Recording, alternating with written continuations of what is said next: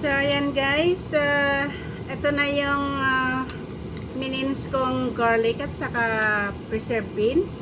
Lagyan ko ng soy sauce at saka oil. Ayan, so tansya lang yan guys.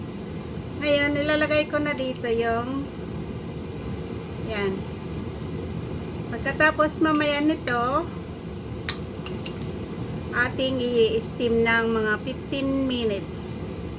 Pero mamaya pa guys. Lalagay ko na lang ito para ma-observe niya yung taste niya.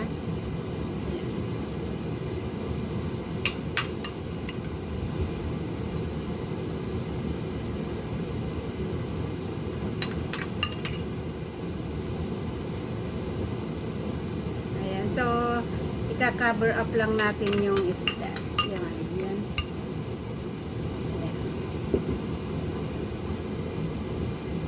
So, i-set aside lang muna natin ito. At mamaya nating i-steam. 8:45. Kasi darating sila mga 8:45. Kakain sila late. Kaya lagi akong late matapos sa kusina paggabi.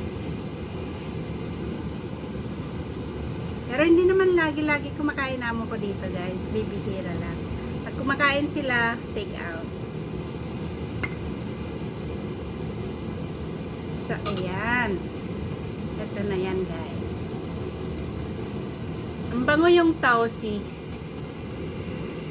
So, ito yung paraan ko kung paano iloloto yung yellow fish or pomfret na tinatawag nila.